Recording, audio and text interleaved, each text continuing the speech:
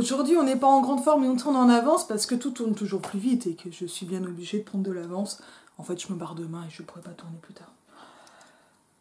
C'est l'occasion de parler d'un livre que j'aurais dû lire il y a longtemps, c'est-à-dire que l'avance me sert à rattraper mon retard.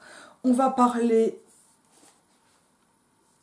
d'un roman suisse-allemand, mais c'est absolument pas sa qualité première. On va parler de Sucre, journal d'une recherche.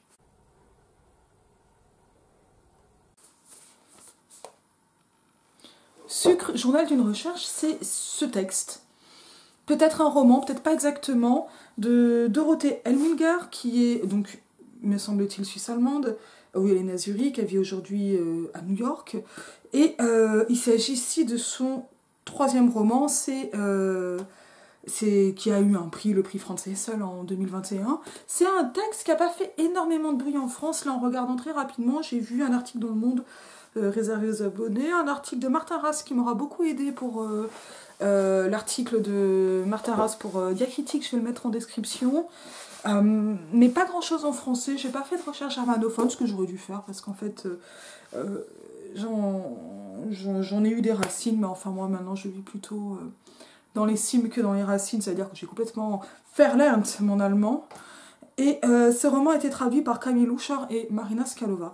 C'est en fait ce qui a fait que j'ai pu le connaître. Il est édité aux éditions Zoé pour la traduction française. Je ne sais plus si c'est le premier ou le deuxième texte de Dorothée Elminger qui est traduit en français. Et il est très bien traduit, ce qui n'est pas une surprise. Ouais, j'ai une chance énorme, c'est-à-dire que j'ai la dédicace des deux traductrices et de l'autrice, ce qui est quand même sympa, qui est chouette. Donc en fait moi j'ai pu assister il y a déjà quelques mois quand j'avais été invitée j'étais entre Fureur de lire et les créatives à Genève, j'ai assisté évidemment à quelques événements, ça m'amènera à parler notamment d'un autre livre dans quelques temps parce que j'ai un peu de retard mais j'ai pas fait énormément de courses parce qu'il n'y a pas de prix du livre unique à Genève et c'est hyper cher.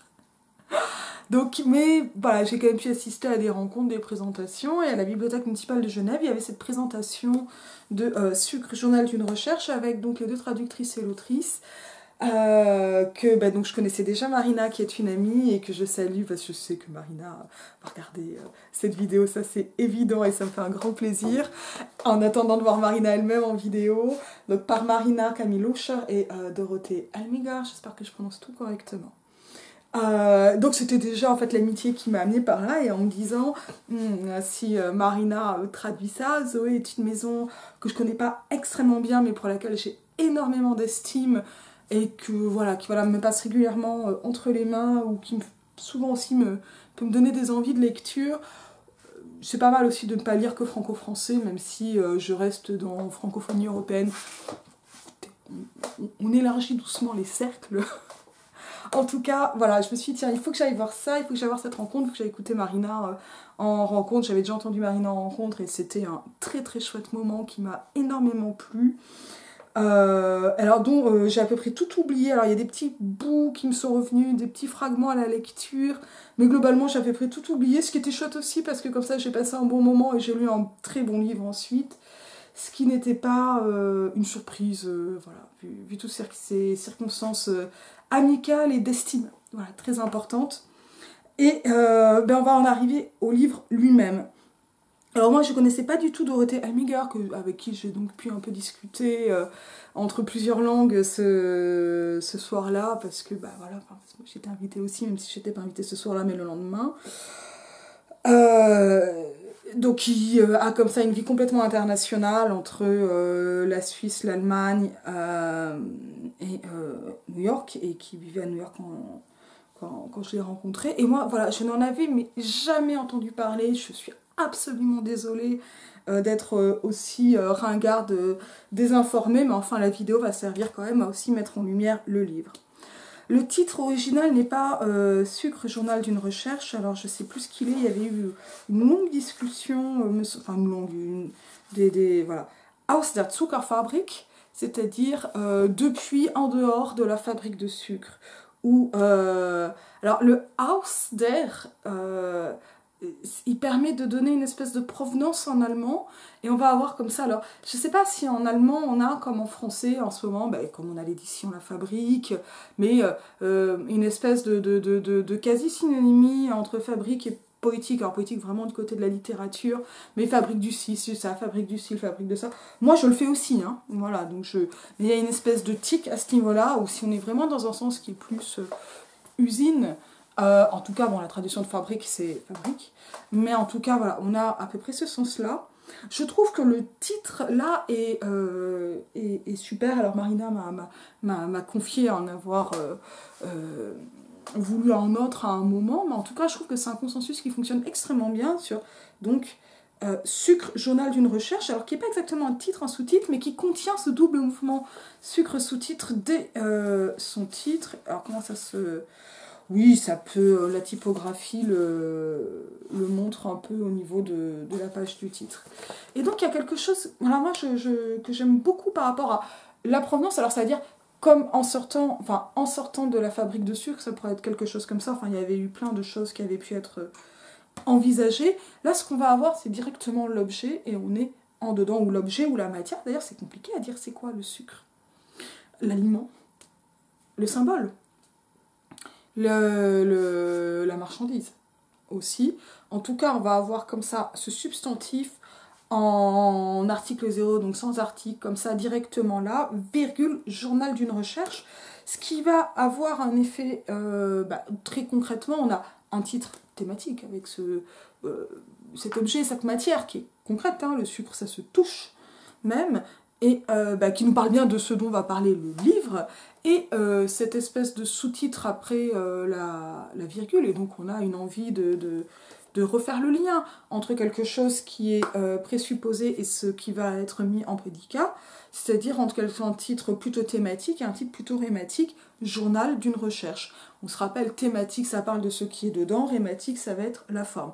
Évidemment, quand on a journal, on a une forme textuelle et ça va correspondre à peu près à ça, sauf qu'un journal, on le sait bien, ça peut correspondre à énormément de choses, et en général, souvent quand on va dire journal en annonçant un genre littéraire, on pense plutôt à des formes qui vont être celles du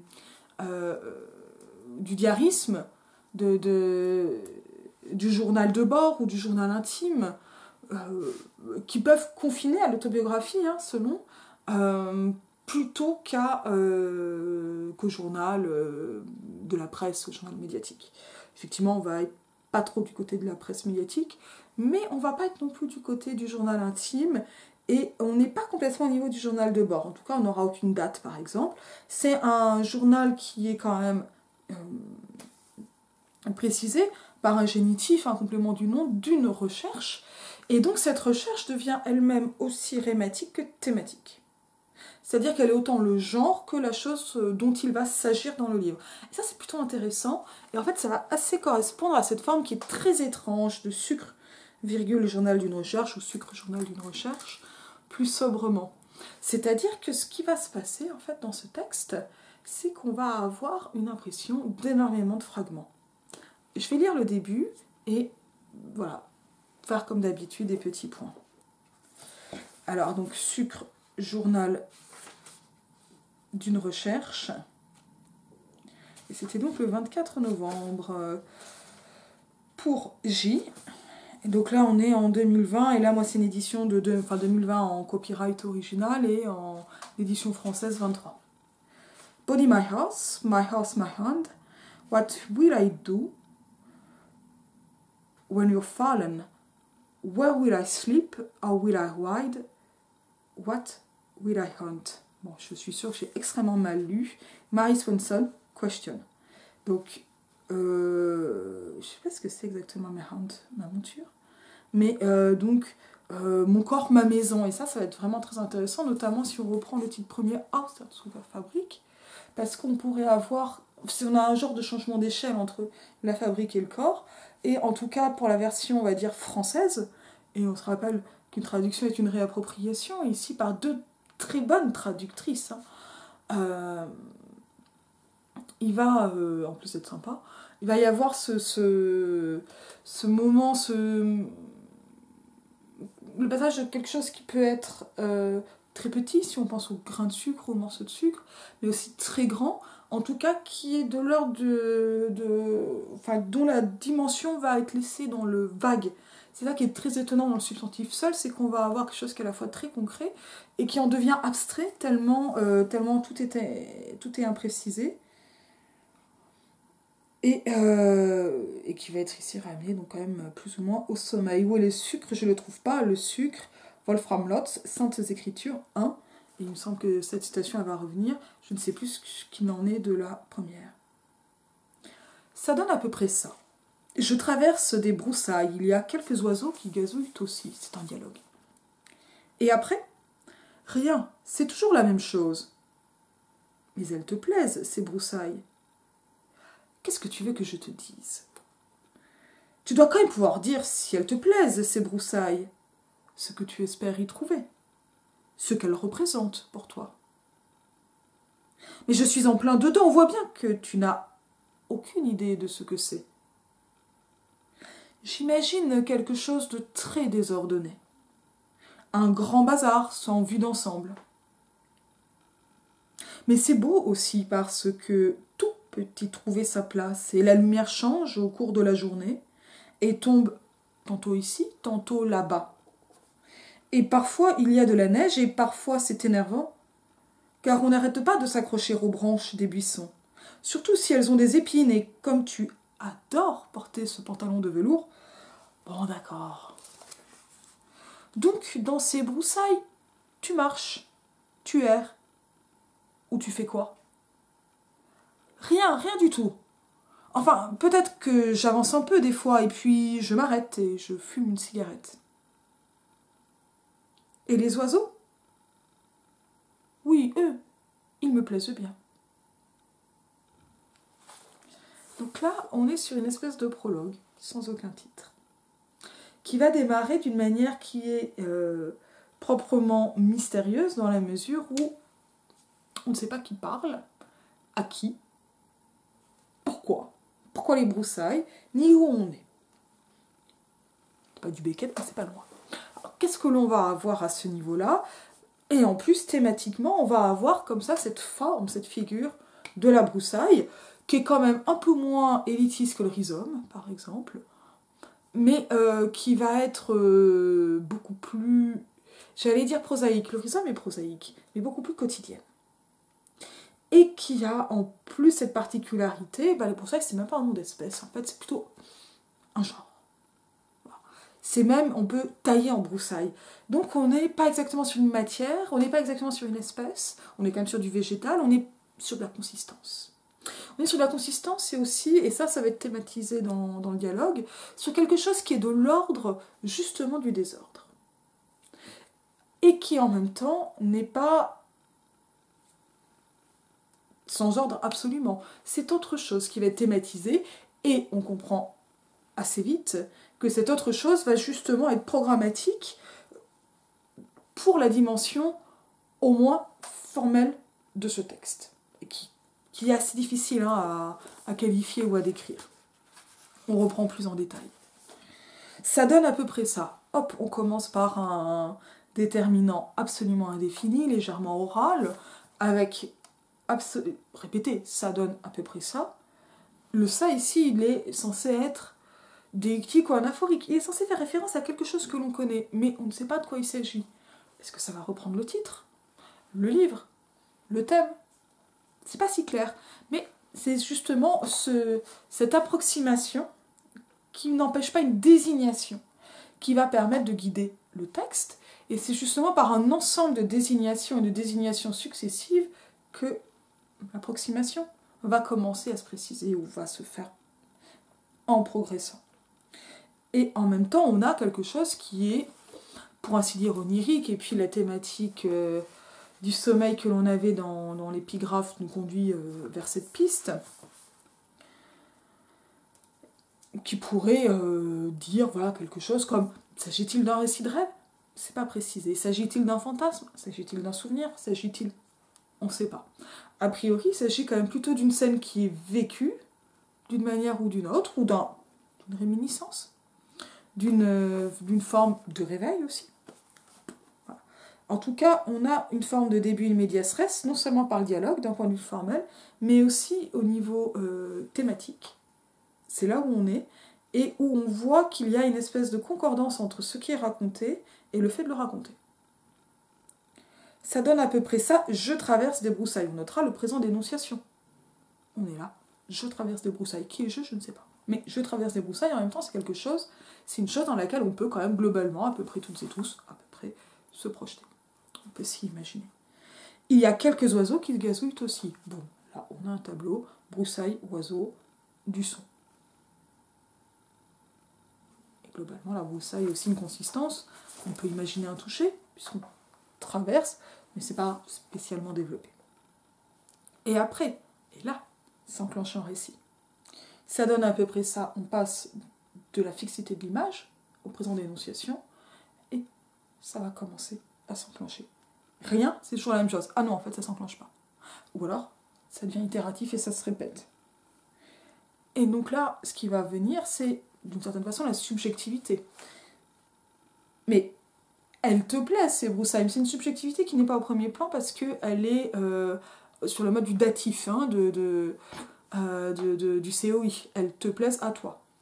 Ce qui est sujet, c'est les broussailles.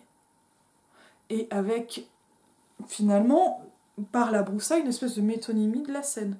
C'est une façon de désigner ce qui est en train de se passer par un détail, mais ça ne désigne pas tout non plus. Ça va quand même désigner aussi la broussaille, quoi.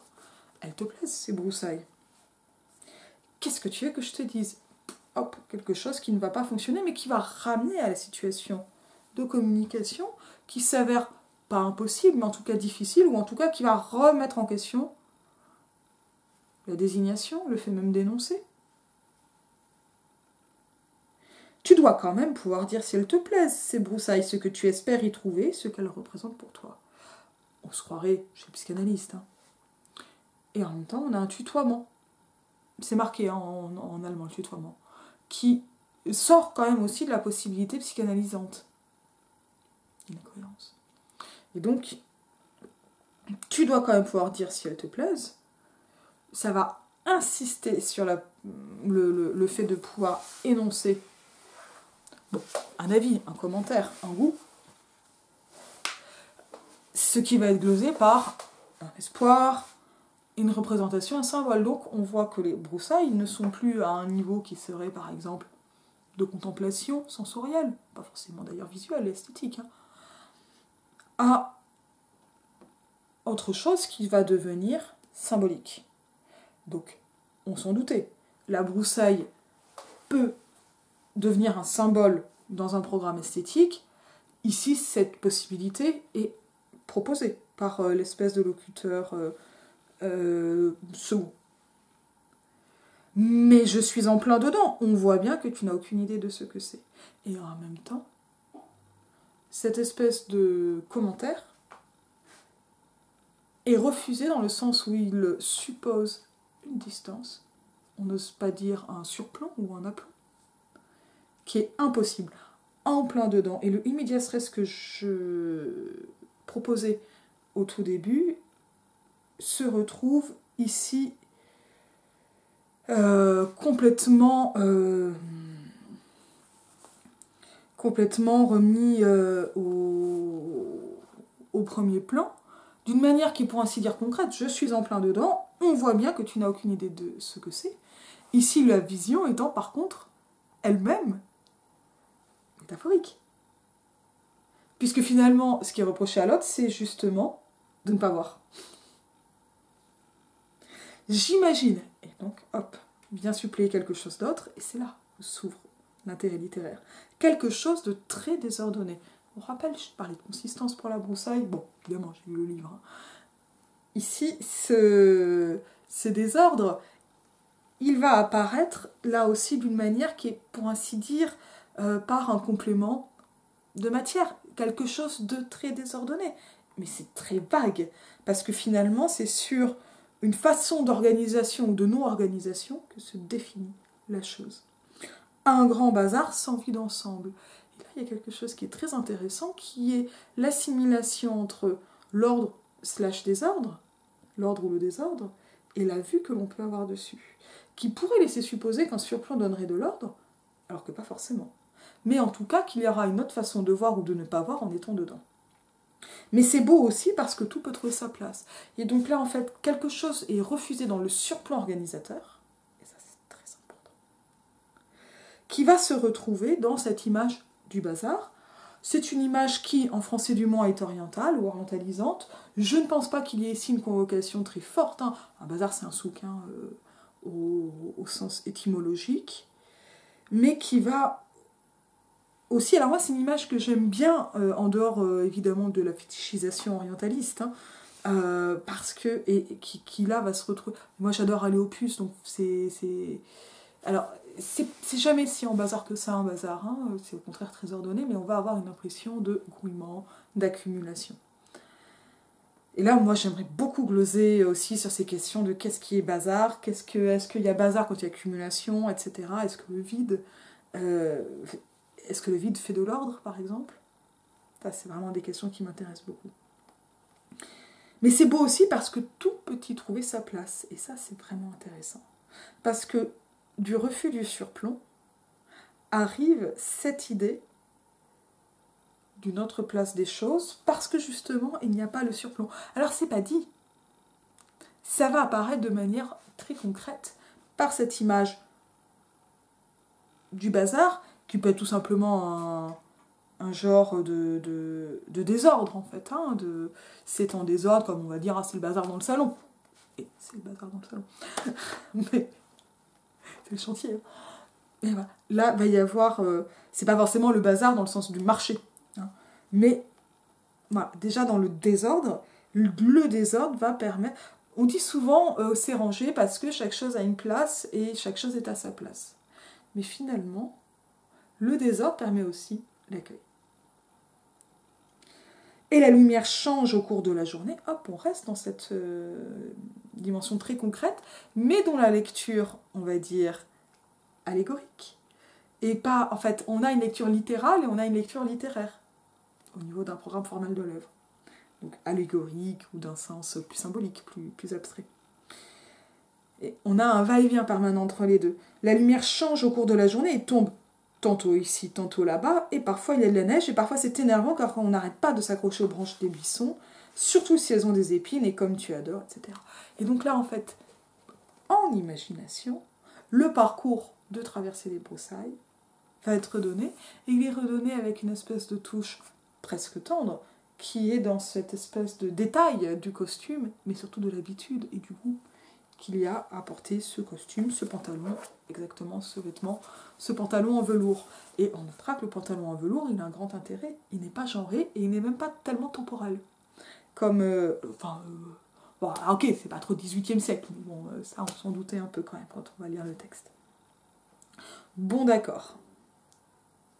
Bon.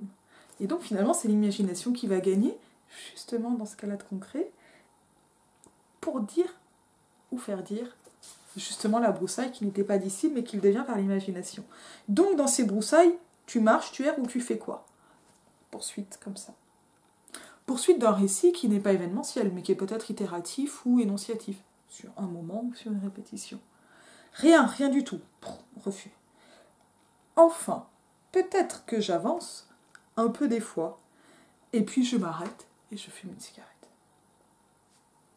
Ça avance, ça arrête, ça clope. 1, 2, 3. C'est déjà un petit récit, mais c'est un récit qui n'est absolument pas linéaire. Et ça aussi, ce sont des avancées, etc. Donc on va avoir quelque chose qui est pas exactement nonchalant, très quotidien, aussi assez inattendu, absolument pas épique, qui n'est pas non plus introduction, développement, conclusion. On n'est absolument pas en recherche, qui n'est pas non plus un protocole expérimental, et qui n'est même pas une activité d'intérieur comme l'est souvent l'écriture,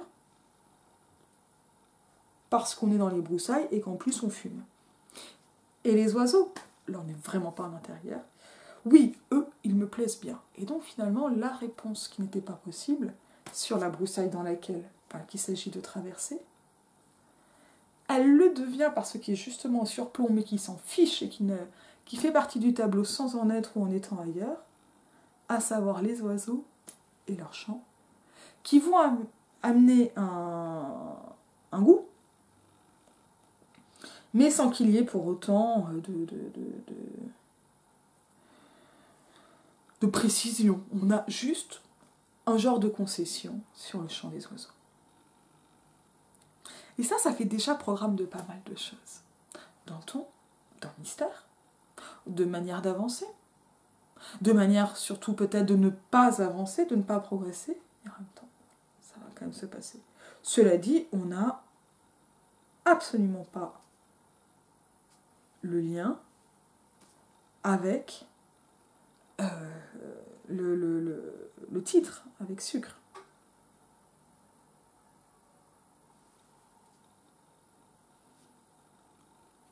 Plaisir.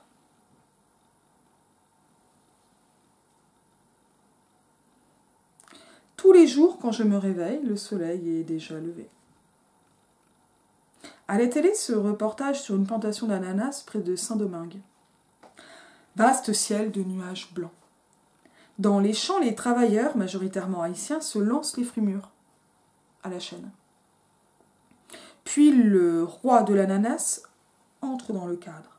Il est au milieu de son terrain et parle face caméra. Avant d'acheter ses 180 hectares, dans les années 80, il était maraîcher près de Zurich. Les sembradores plantent les pousses d'ananas en cadence. Le roi de l'ananas, c'est en italique, mesure le taux de sucre de ses fruits pour les téléspectateurs. Plus tard, on le voit payer ses ouvriers. Sur le t-shirt d'un travailleur, « My skills never end », c'est-à-dire « Mes compétences sont infinies ». Un deuxième reportage. Karl Feierabend, distillateur d'eau-de-vie à Rotkreuz, expatrié sous les tropiques où il a développé son activité agricole.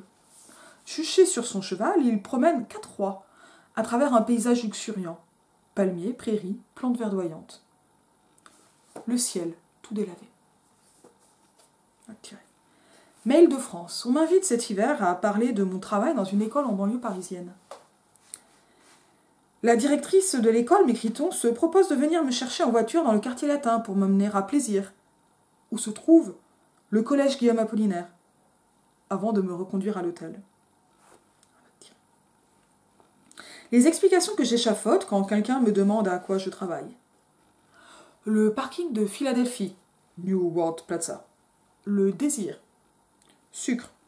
L'auto. Outre-mer. Annette Dinet. Il y a 2 ans, elle a lu le roman d'un écrivain australien qui décrivait une longue suite d'images fulgurantes. Des images qui s'appelaient les unes les autres. Donc toutes liées mais de façon décousue et qui finissaient par former une sorte de chemin. Un chemin lumineux à travers les choses. Quand je feuillette mes cahiers et mes copies, les schémas, les reproductions d'images et les photographies, quand j'ouvre les fichiers entamés au cours de ces derniers mois, aucun chemin ne m'apparaît, aucune image ne suggère la suivante. Même en superposant les bords, pas d'illumination. Rien que cet endroit, mon point de départ d'il y a 4 ou 5 ans.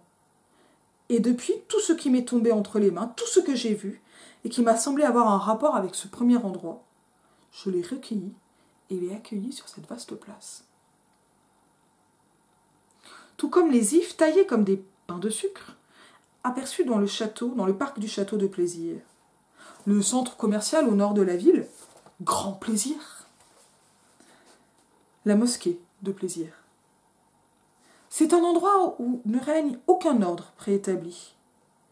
À chaque fois que je parcours ce chaos, des plantations d'ananas de Monte Plata, aux banlieues parisiennes et aux jardins abandonnés d'une clinique, en passant par les montagnes de Sicile, les bains russes de Philadelphie ou les rives de la Swan River en Australie, les choses semblent s'organiser en configuration nouvelle. Traversant ces paysages, tentant d'inventer un agencement, traversant cet essai, en italique, je suis toujours envoyée à la même scène d'un autre film documentaire où j'avais cru déceler d'abord, la première fois que je l'avais vu, quelque chose que je ne parvenais pas à formuler, que je pouvais tout au plus pressentir dans des structures analogues, des parentés, des répétitions, des parallèles. 1986, des hommes entassés dans la pièce, au bas plafond d'une auberge de Spitz, sur la rive sud du lac de Thun, parmi eux leurs fils, de jeunes garçons de 12, 13 ans peut-être, et quelques femmes, des épouses, des mères. Une lumière chaude enveloppe les habitants amassés jusque dans le couloir. Et enfin cet homme, vers lequel tous les yeux sont tournés. Comme vers le prêtre d'une messe profane, il tient 2 figurines entre ses mains. Les brandit au-dessus de l'assemblée, 2 figurines de femmes en bois ou alors en pierre noire. Polies, hautes de 30 cm peut-être. Leur corps brille sous la lumière et en dehors d'un foulard lâche autour des hanches et de la tête, d'une chaîne en or autour du cou, les femmes sont nues. Elles sont agenouillées et semblent absentes dans l'oubli d'elles-mêmes. Alors le commissaire-priseur élève la voix. « Allez, une offre, on fait silence s'il vous plaît. 20, 20 francs, encore une offre à 5, 25 francs, 25 francs, qui dit mieux, regardez-moi ces seins, 35, allez, on fait monter les enchères, 35 francs une fois, 35 francs 2 fois, 35 francs 3 fois, et voilà, hop, les 2 vieilles... Oust là. Plus je retourne dans cette pièce au bas plafond à laquelle seul ce documentaire des années 80 m'a donné accès, plus je comprends que mon besoin de retrouver ces lieux, encore et encore, ne doit rien à une quelconque ambition d'y voir plus clair. Au contraire, je commence à soupçonner que ces retours récurrents, ces pèlerinages obsessifs, sont suscités par le caractère, en quelque sorte, insoluble de cette scène, par la convergence, l'espace de brefs instants, de diverses strates de l'histoire, comme plusieurs corps célestes des astres qui, depuis des siècles, se mouvaient autour du soleil, séparés des autres en apparence et dont la collision déclencherait l'espace d'une seconde. Et dont la collision déclencherait l'espace d'une seconde une illumination de toutes choses, des éboulements et de la poussière.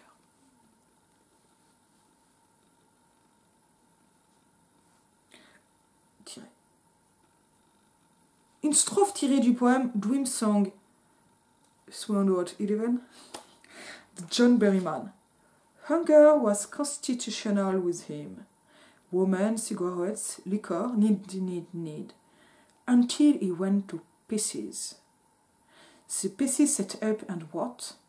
They did not heed their pisdom, but kept very quietly on among the chaos. Je suis tellement désolée.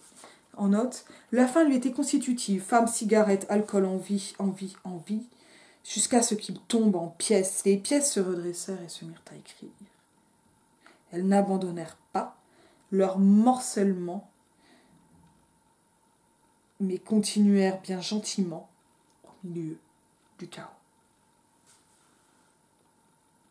Ce que je fabrique au milieu de cette drôle de communauté d'éléments, ce patchwork géographique et les documents, artefacts et fantasmes s'y rapportant, me semble être lié à cette constitutional hunger, cette faim constitutive, ce désir de sortir de soi, qu'Ortega y Gasset voit à l'origine de toutes les orgies, l'ivresse, le mystique, l'état amoureux, etc. Peut-être qu'il serait juste de dire que cette faim est le véritable objet de ma recherche, l'endroit où dort le travailleur haïtien, my skills never end, abrité par les arbres du parc du château de plaisir, etc. L'objet, mais aussi la raison de ma recherche, le moteur de toute cette petite production. Rentrer à la maison par le dernier train à travers les montagnes du Haut-Valais, les versants enneigés encore, scintiller dans la nuit et au-dessus les pics sombres sur le ciel bleu nuit. Spitz, Thun, Berne. Sur le chemin, je me suis endormie. J'ai rêvé que je publiais un ouvrage intitulé « La mesure lyrique de la démesure ». Revue. J'ai faim, j'ai froid de Chantal Akerman, 1984. Éducation sentimentale d'une jeune femme en 10 minutes. Les jolies coupes de cheveux des 2 filles de 17 ans. Elles errent dans Paris, affamées. Leur appétit est incommensurable et me semble pourtant tout engloutir, les choses, les gens, les paysages, etc. Bon là, en fait, le chapitre, il est vraiment long, le premier. Donc je vais peut-être en rester un peu par là. Est-ce qu'il y a des... Là, de toute façon, il y a quand même déjà énormément de fils et de points formels qui sont mis en place et qui vont se dérouler petit à petit. Et en fait, une des difficultés du livre, c'est que c'est à la fois très intriqué et très divergent, très écarté, et pas tout à fait superposé. C'est-à-dire qu'on a une succession de fragments qui font lien, mais la question du lien, elle ne va pas être résolue. Ou elle ne va pas l'être aussi simplement que juste c'est l'enquête du lecteur. Je vais revenir un peu en arrière. Donc on a vu les broussailles et le désordre, et là on a des éléments absolument formels qui sont en fait les conditions de production du texte, en tout cas présentés comme tels. On va noter déjà ce titre thématique, plaisir, absolument positif a priori, quand on va débuter, qui va comme ça donner une habitude. Tous les jours quand je me réveille, le soleil est déjà levé, ce qui est l'anti-recherche de Proust. On est très loin de mon temps, je me suis levée de bonne heure, je ne sais absolument pas si c'est une antithèse volontaire. Bon, en tout cas, j'aime beaucoup d'avoir ce plaisir et cette dimension un peu lève-tard. À la télé, ce reportage sur une plantation d'ananas près de Saint-Domingue, etc. Et donc là, on va avoir toute cette question de la plantation reliée par finalement l'image. Donc le lointain n'est pas si lointain, et il est d'autant moins que le reportage, bon, il n'est pas dit qu'il est haïtien, va permettre de voir la fabrique, avec la fabrique comme lieu de travail des travailleurs haïtiens, mais ce lieu de travail, il est au profit d'un patron suisse, occidental. Et on peut imaginer qu'on a blanc et noir en plus, c'est pas dit dans le texte, ça, c'est une extrapolation de ma part. Un patron blanc et des ouvriers noirs. En tout cas, ce que l'on va avoir là, c'est les travailleurs majoritairement haïtiens se lancent les frimeurs à la chaîne. Tout ça est mis sous le sceau du plaisir, un plaisir qui finalement va se révéler être bien sûr celui de la ville d'Île-de-France. Donc là, on a une espèce de cadence qui se retrouve dans le rythme de la phrase, de manière un peu mimétique, enfin du texte, pas de la phrase, donc avec une phrase, etc. Des phrases très assertives. Le roi, et puis avec comme ça des espèces d'emprunts, les Saint-Bras d'Orès, boum, emprunt langue étrangère, et puis le roi de l'ananas, qui est comme une espèce de titre assez étrange. On a tout un effet comme ça sur les bananes en Amérique du Sud, hein. Et ce détail donc du t-shirt qui va faire leitmotiv. Alors ça fait qu'au niveau de la vision, ça n'est pas explicité, mais de plutôt la téléspectatrice, qui va être quand même particulièrement désincarnée dans l'ensemble du texte, on a en fait des apparitions qui vont se révéler par l'attention aux détails et à certains détails. C'est-à-dire, ça, on se rappelle la division chez Marie Parmentier dans Stendhal Stratège entre le narrateur caché, le narrateur manifeste et le narrateur... j'ai oublié. Et celui qui va se venir notamment par l'ordre du récit, la sélection, etc. Là, on a à peu près ça, et avec une espèce de juxtaposition avec juste le trait, donc on a un reportage, un autre. Et donc finalement, l'enquête, là, elle ne se fait pas sur place, en tout cas à ce moment-là, elle se fait par cette espèce de, j'allais dire de veille, c'est pas de la veille, mais voilà, cette exploration télévisuelle, archivistique, ici, d'une autre figure, j'allais dire d'une autre fabrique, mais là en fait d'une autre figure, donc Karl Feyerabend, a priori un autre Suisse sous les tropiques, qui ici promène ses oies. Et hop, sans lien apparent, le mail pour plaisir, et donc là on comprend que le plaisir initial n'est donc entre en contradiction forte, en opposition forte avec le travail, qui est un peu l'antagonisme du plaisir, en tout cas pour les travailleurs, mais pas pour, j'allais dire, les travailler pour le patron.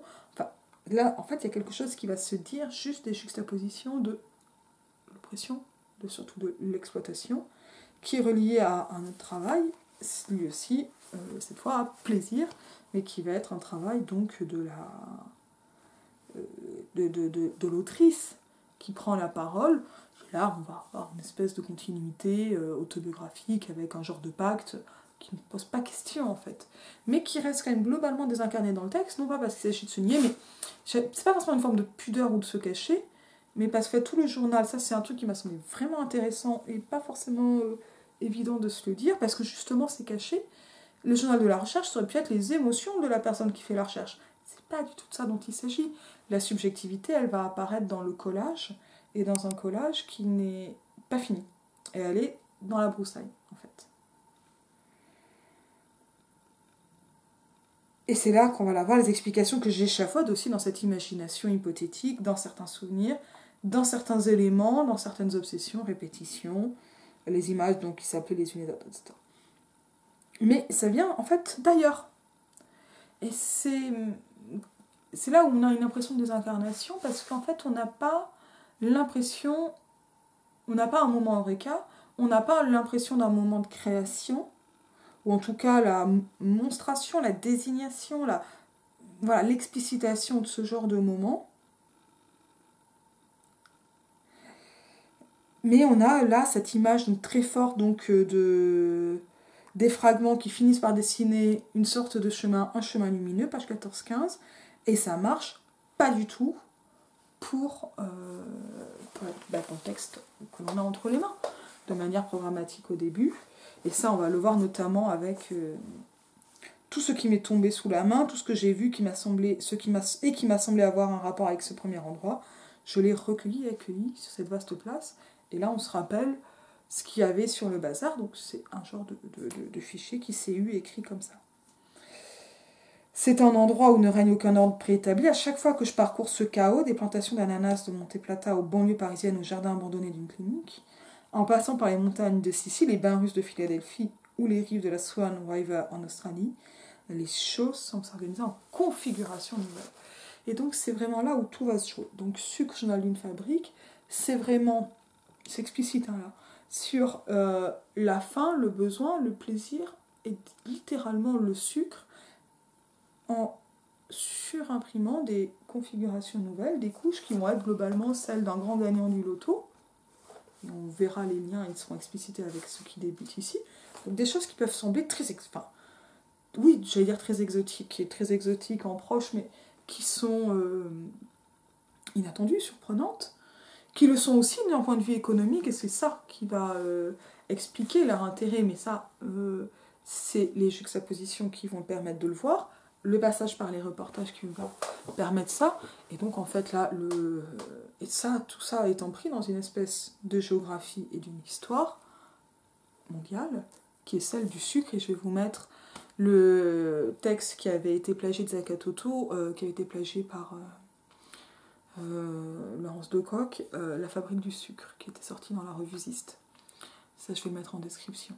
Donc voilà, on va avoir autour de ce cheminement du sucre, mais on n'aura jamais une chronologie du sucre, ni non plus quelque chose d'aussi bête et inintéressant qu'il y a des gentils, des méchants, genre les gentils sont noirs, les blancs sont méchants et la traite triangulaire. Il n'y a pas ça. Mais on va avoir, c'est comme ça. Les fragments vont, en fait, très étonnamment, amener une espèce de, de dramatisation, de mise en tension, sans récit, de ce qui est pourtant une histoire ou un ensemble d'histoires qui va s'agir d'aller saisir autour de cet objet qui n'en est pas un, et de cette manière broussailleuse, comme voilà, un ensemble de choses qui ne sont pas forcément saisissables, mais qui peuvent attraper un fil, et avec cette idée sous-jacente, pas forcément explicitée, où là j'ai pas un passage en tête, que finalement on pourrait plus ou moins tirer à peu près n'importe quel fil de cette histoire, quelque chose finalement à chaque fois on reviendrait à celle-là même. Ça serait pas ce grand gagnant du loto, ça serait notre histoire. Voilà. On aurait toujours cette révélation de rapports de structuration historico-géographico-économico qui sont le sujet et qui ne sont qu'une partie du sujet dans le même temps. Et ça, c'est assez surprenant parce que, on est quand même dans quelque chose qui est très différent de beaucoup de textes que pour moi j'ai l'habitude de lire, pour mon boulot, mon plaisir, justement, de recherche, de sciences humaines et sociales, etc. J'ai lu il y a quelque temps L'Aiguille et la Plume qui essaie de raconter la vie du couple gay, donc d'une Saint-Simonienne et de Julie, donc un couple socialiste, wokiste, etc. C'est sorti chez Anna Mosa, c'est Thomas Boucher. Pour moi, j'ai vu que c'était un très beau livre quelque part, pour quelqu'un, je sais plus qui, sur internet. Pour moi, c'est complètement raté, je décroche immédiatement. Sur les fameux récits littéraires des historiens. Là, il y a quelque chose, je pense, qui a pas... Alors, c'est peut-être plus facile si on connaît un peu concrètement l'histoire du sucre et de la traite triangulaire et de choses de cet ordre-là. Mais il ne s'agit pas que de ça du tout. Et ça passe par des strates très très différentes. On passe par Flaubert, on passe par Max Frisch, qui est un immense auteur évidemment. Mais voilà, ce qui peut manquer par certaines littératures qui sont même pas présentées comme exotiques, mais qui vont contenir aussi quelque chose de cette histoire. Ça passe par ce parking de Philadelphie, qui lui-même s'appelle Place du Nouveau Monde. Et donc là, en fait, c'est une façon de représenter ou de saisir ou de faire saisir le monde dans véritablement une épaisseur qui fait que les fragments sont véritablement métonymiques. Et en même temps, il y a quelque chose qui... Bon, il y a quand même une structuration avec des éléments un peu chronologiques, mais voilà. C'est pas de ça dont il va s'agir. Et donc, voilà, c'est... Et donc, ce récit sur autant la faim que le sucre que ces histoires mondiales, et qui fait pas se rencontrer ni se côtoyer, mais qui met en parallèle, dans les faits, quelqu'un comme Toussaint Louverture, évidemment le grand révolutionnaire, et son goût du sucre, et quelqu'un d'autre qui avait un goût du sucre, voilà, il n'en va plus me revenir. Mais, voilà, sur... non, mais évidemment que ça peut me revenir. Est-ce que c'est dans la table des matières ? Évidemment que non.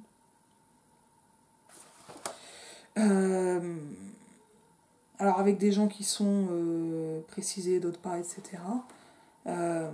Mais c'est très... voilà, c'est comme ça, très étonnant. Et donc, ça passe par Marx, ça passe par une source de Marx, avec un procès réel, ça passe par la plantation aujourd'hui, etc. Et ça avance comme ça avance sans forcément avancer dans le temps, même si, voilà, il y a quand même des choses qui se passent aussi. Et ça ressemble vraiment à un journal de bord de notation, mais à quelque chose qui se passe, qui n'est pas ça. Parce que finalement, l'accumulation même des fragments répond à cette structuration, à cette recherche de la fin. Et donc, le journal d'une recherche, c'est-à-dire est rechercher ce qui est le moteur du récit lui-même. Et donc, il y a quelque chose de l'ordre d'une insatiabilité qui... Et voilà, ce moteur de la recherche comme de l'accumulation. Et donc, c'est là où on voit que le bazar initial, il est documentaire, il est aussi donc celui du texte tout entier, il est aussi celui de l'histoire. Quand je dis documentaire, c'est-à-dire un peu ce qu'on va avoir dans un ensemble. On passe aussi beaucoup par Flora Tristan, pas immédiatement, et là j'ai essayé Toussaint Louverture, et bon, c'est pas étonnant que je retienne Toussaint Louverture. Ah, ça c'est le trou. Ça m'a beaucoup plu. C'est en même temps... je pense qu'il faut quand même... il faut accepter cette espèce de forme qui est très étrange. C'est une recherche de forme qui n'est pas sur la forme. Et qui va passer par autre chose, mais qu'on ne comprend pas si on n'accepte pas cette forme. Et c'est ça qu'il faut saisir vraiment... Enfin, qu'il faut. C'est ça qui est saisissable et en même temps saisissant dans le texte. Et ça m'a pas mal plu. J'aimerais vraiment retrouver ce nom. En plus, là, je sais même pas où je vais le retrouver. Et ça passe par des moments d'histoire, des moments de réflexion, des moments de rêve, de recherche pure, de moments qui ont l'air d'être en dehors, des extraits, des moments d'archives. Et ça fait un ensemble qui est quand même assez, voilà, assez surprenant pour ça. Et autour donc de ce... voilà, avec quelques fils qui sont tirés, mais qui vont tous plus ou moins amener à... autour de ce... voilà, de ces images que j'ai un peu explicitées là sur le début et par la lecture. Et alors qui c'est qui mange du sucre encore en prison? Voilà, je vais plus le retrouver évidemment. Bon, c'est pas très... je trouvais ça étonnant, mais pas... voilà, c'était pas majeur. Donc je sais pas si c'est un livre qui vaut mieux lire vite ou pas. Je pense que ça doit dépendre des gens. Pour ça, il est quand même très très très surprenant. Mais tant pis pour moi, et tant pis pour vous. Ou autrement, lisez-le, et comme ça vous pourrez me répondre en commentaire. Je retrouve même plus tout ça en ouverture avec tout ça. En plus, c'est certainement dans un des textes que je vais mettre dans le texte de Martin Ras, je pense, en description, qui m'a beaucoup plu. Tac, tac, tac. Donc merci de l'avoir écrit. C'était sympa. Adam Smith, ouais, voilà. C'était... non, c'est pas en prison pour le coup Adam Smith, mais on a vraiment une espèce d'anecdote d'Adam Smith qui bouffe tout le sucre en visite. Et le sucre, un élément colonial par excellence, mais qui va aussi amener ses réactions voilà, très irrationnelles aussi. Et tout ça en ouverture qui bouffe du sucre et bien au-delà de son quota de sucre. Surprise complète. Voilà. Pour faire se croiser Adam Smith et tout ça en ouverture, il nous fallait bien Dorothée Alminger, Camille Lucher et Marina Skalova. Un grand bravo et je vous dis à bientôt.